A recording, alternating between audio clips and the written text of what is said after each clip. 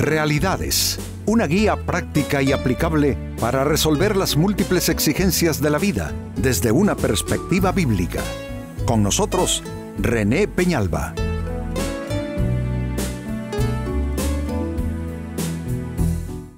Amigos de Realidades, sean todos bienvenidos. Para esta fecha nuestro tema, cálmate, no te exasperes. Con tanto problema que hay en la vida humana, en nuestra vida contemporánea, siglo XXI, presiones que no experimentábamos en otras épocas, es fácil caer en un desarreglo de ánimo y comenzar a manejar la vida, diría yo, a base de frustración, personas irritadas, exasperadas, impacientes, uno se las encuentra por todo lugar, en las calles, manejando el auto, en las tiendas, en el supermercado. Vivimos prácticamente en medio de una sociedad crispada, amigos, y eso es contagioso, claro que es contagioso. En muchos hogares con serias dificultades en el orden de no saber cómo relacionarse en paz, porque están peleando hasta por una taza de café en la mañana. Así es que este es un tema, yo diría, pertinente a la hora actual. Cálmate, no te exasperes.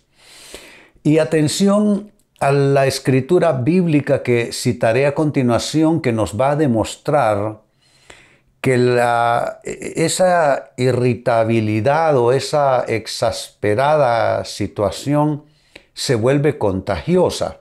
Mire lo que dice Colosenses capítulo 3, verso 21.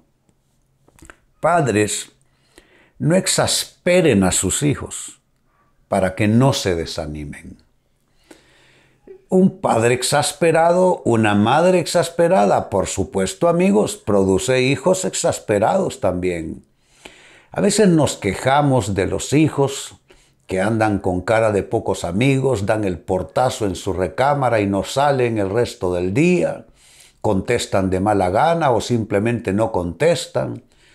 Pero en realidad eso muchas veces es producto de la atmósfera que prevalece en esos hogares. Padres y madres que en su condición de esposos viven en una tensión interminable, se hablan de manera áspera, de igual forma así hablan a sus hijos y entonces se va creando ese círculo interminable, ¿no? De gente irritada, de gente exasperada que produce y que estimula y cultiva una atmósfera familiar de exasperación. Y saben, lo mismo sucede con los empleos. En los empleos sucede exactamente la misma situación. Jefes exasperados producen empleados exasperados hacen el mismo efecto sobre los clientes que llegan a la empresa. En fin, como dije, es un círculo interminable. Y aquí se está advirtiendo donde muchas veces comienza todo, que es en los hogares. Se está advirtiendo romper con ese círculo, romper con ese ciclo de la exasperación. Hay que volver a la calma. Es que volver a la calma también es una decisión y es parte de la voluntad de cada persona. ¿Cuántas gentes claman y dicen, Dios, dame paz? Pero ¿dame paz de qué? Si es que son las personas mismas las que se encargan de acabar con la paz, creando atmósferas de conflictividad, atmósferas de desamor y de contienda.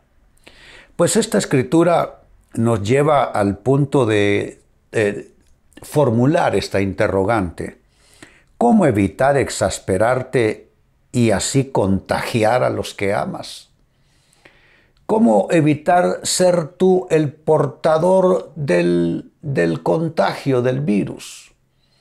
Y crear una atmósfera de guerra, de rechazo, de dificultad entre todos ustedes ahí en casa. ¿Cómo evitar entonces exasperarte y contagiar a las personas que amas? Porque sucede así precisamente.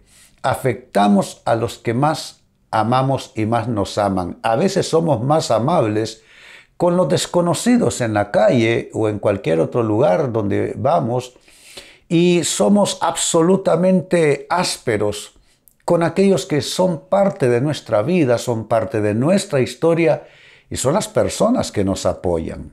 ¿Cómo evitar afectarles de esa manera? Hay 4 consejos en esta ocasión. El primero, tienes que darles guía, pero sin regaños. Es decir, guía, pero sin regañar. Yo no sé qué pasa, a veces se convierte en parte de una especie de subcultura donde es como que no se puede guiar, por ejemplo, a un hijo sin tener que regañarlo encima. Es como que si pensásemos que si no hay regaño no nos va a atender. Igual sucede con los educadores también. Igual sucede en distintos otros círculos. Hay gente que va a las iglesias y de lo que se quejan es de una guía que va acompañada todo el tiempo de regaños por todo. Entonces, amigos, guiar y regañar no necesariamente son compatibles entre ellos. La guía básicamente es una indicación del camino. Eso es guiar, indicar el camino. Es señalar los obstáculos, indicar los riesgos, señalar los costos que puede tener determinada elección, determinada decisión de las personas. Pero no necesitamos recurrir al regaño, a la exhortación, si queremos guiar. Y es importante que las personas logren diferenciar eso en nosotros, que se imparte guía. ¿Se puede impartir guía en tono enérgico? Por supuesto que sí. Es que impartir guía no es dar sugerencias en el tono más romántico, más melancólico. No, se puede hablar con precisión, con carácter, pero no necesariamente incluyendo regaños, porque el regaño en muchos casos neutraliza el poder de la guía, de la dirección que se imparte. Segundo consejo, ¿cómo evitar exasperarte y contagiar a los que amas? Aconseja, pero sin amenazas. Aconsejar sin amenazar es el consejo. De nuevo, volvemos al asunto de nuestros resabios. Pensamos que si al consejo no se le incluye un elemento caliente, entonces la gente no va a hacer caso. Dice, no, la gente no hace caso al consejo. Entonces se recurre a usar la palanca de la amenaza. Pero yo no conozco, amigos, nadie que ha tenido un ambiente favorable y que a la vez esté plagado ese ambiente de amenazas.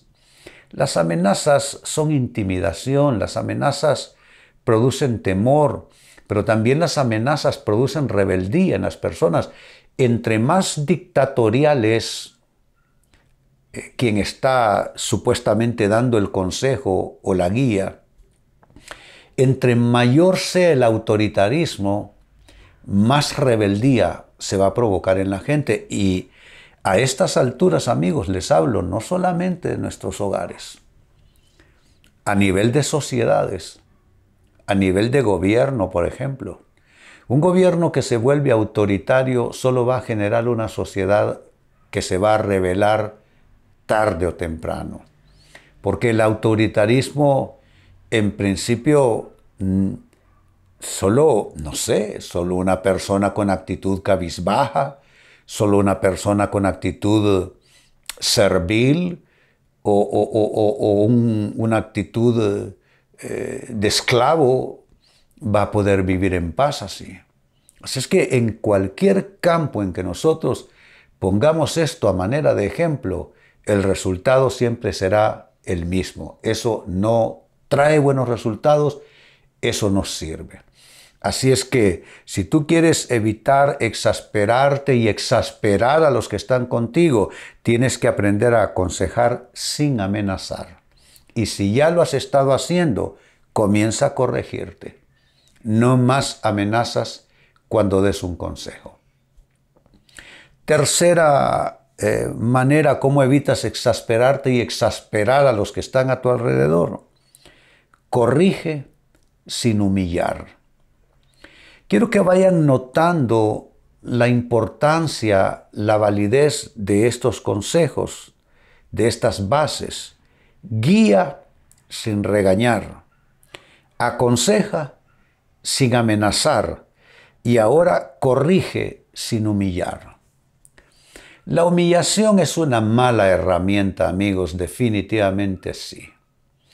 La persona que amenaza es porque no tiene suficientes buenos argumentos, no tiene suficiente capacidad intelectual. Es que yo en los grandes foros a nivel de sociedad donde se dan los grandes debates, ahí es donde hago mi análisis. Y cuando veo personas que lo que profieren solo son amenazas, por lo general son personas de poca capacidad pensante, de poca capacidad intelectual. Entonces son personas bien básicas, primitivas, que ante la carencia de buenos argumentos o argumentos convincentes recurren de nuevo a la palanca de la humillación. Humillar va a humillar el que por un ratito esté en esa posibilidad, pero eso no dura siempre. Sea un padre, madre de familia que está humillando a uno de sus hijos o a sus hijos en general, sea un cónyuge que está humillando al otro, sea un patrono que está humillando a los trabajadores, sea una persona en una ventanilla gubernamental humillando a los que llegan ahí a pedir el servicio, por ejemplo, servicios de salud. Se dice que humillan demasiado a las personas. Sean personas en posiciones altas de gobierno que humillan a otros sectores de la población, la humillación al final no saca buena cuenta ni buen rédito, porque la humillación es una pésima herramienta. E insisto, utilizan la humillación los que carecen de suficiente capacidad de raciocinio, suficiente capacidad para esgrimir argumentos suficientemente buenos y persuasivos, entonces se vuelcan a amenazar como única cosa que les queda. Son personas no solo moralmente pequeñas, de baja estatura, son personas intelectualmente que necesitan mejor desarrollo humano para poder expresar mejor lo que quieren, sin recurrir a la humillación. Y en cuarto lugar, con lo que voy concluyendo, ¿cómo evitar exasperarte y contagiar con esa exasperación a los que te rodean? Debes hablar sin elevar tu voz. Hablar sin elevar la voz. De nuevo, ¿quiénes son los que gritan? Los exasperados que no hayan ya qué decir. Los que perdieron el límite. Los que se salen de casillas. Pero una persona que se pondera, una persona que no importa lo que esté diciendo, aun si se trata de un reclamo, si es una persona que sabe reclamar con ponderación, con mesura, esa persona tiene posibilidades de lograr exitosamente esa comunicación y esa interacción. Pero esos que gritan por todo, esos cuyo lenguaje y canción solo es levantar la voz, elevar los decibeles, gritar aquí y allá, esas personas, además de exhibir su mala educación, están de nuevo mostrándose como personas que no tienen autogobierno, que no tienen control propio, que no tienen dominio propio. Volviendo al texto bíblico de inicio, Colosenses 3:21 dice: Padres, no exasperen a sus hijos para que no se desanimen. Aquí básicamente el comentario fue que personas exasperadas se vuelven un contagio, su desborde emocional, y hacen exasperarse a los que están a su alrededor. De ahí pues nuestro tema: cálmate, no te exasperes. Pues partiendo de esta escritura, la pregunta fue cómo evitar exasperarte y con ello contagiar a las personas que te rodean, a las personas que amas. Y los consejos han sido los siguientes. 1. Guía pero sin regañar. 2. Aconseja pero sin amenazar. 3. Corrige pero sin humillar a los demás. Y 4. Habla sin elevar el volumen, el tono de tu voz. Amigos, con esto cierro el tema, de igual manera me despido y les recuerdo que nuestro enfoque de hoy ha sido titulado Cálmate, no te exasperes. Hemos presentado Realidades con René Peñalba. Puede escuchar y descargar este u otro programa en renépenalba.net.